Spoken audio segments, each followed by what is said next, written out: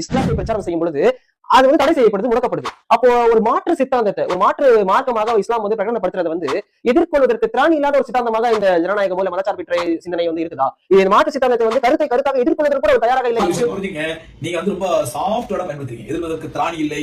நான் சொல்றேன், எதிர்கொள் இஸ்லாமிய சித்தாந்தத்தை எதிர்கொள்வதற்கு இந்த ஜனநாயகத்திற்கோ, இந்த பாசிசத்திற்கோ, கம்யூனிஸ்டுக்கோ, உலகத்திற்கு இஸ்லாத்துக்கு எதிராக எத்தனை கொள்கை வந்ததோ, எந்த கொள்கையுமே இஸ்லாத்துக்கு முன்னால் கூட நிற்க தகுதி இல்லாத ஆன்மீக கொள்கைகள். நீங்க திராணி இல்லை சாப்பிட்ட சொல்றீங்க. நான் எப்படி வார்த்தை கடிதம் சொல்றேன், ஆன்மீக கொள்கைகள். அண்மையில் பேட்டி எடுப்பவனை NIA கைது செய்தது. அதற்கு காரணம் ISIS கிலாபத் ஆட்சி வர வேண்டும் என்று பகிரங்கமாக பேசியிருந்தான். காஷிமி என்று சொல்லக்கூடிய இவனும் அதே தீவிரவாத ஆட்சியை ஆதரிப்பவன் தான். ஆப்கானிஸ்தான் தாலிபான் ஆட்சிக்கு வந்தவுடன் வீடியோ வெளியிட்டு முஸ்லிம்கள் தாலிபான் வெற்றியை கொண்டாட வேண்டும் என்று பேசியவன். ஆக இந்த மாதிரியான இஸ்லாமிய மத வெறியாளர்களை பொறுத்தவரை இந்த உலகம் முழுக்க இஸ்லாமிய ஆட்சி வர வேண்டும், அதற்கு கீழ்தான் உலகம் இருக்க வேண்டும் என்பதுதான் ஒரே குறிக்கோள். இவர்களை பொறுத்தவரை ஜனநாயக ஆட்சி என்பதே கூடாது, மாறாக இஸ்லாமிய பாசிச ஆட்சி வர வேண்டும் என்று பேசி மக்களை மூளை சலவை செய்து இஸ்லாமிய மத வெறியர்களை உருவாக்கும் வேலை நடக்கிறது.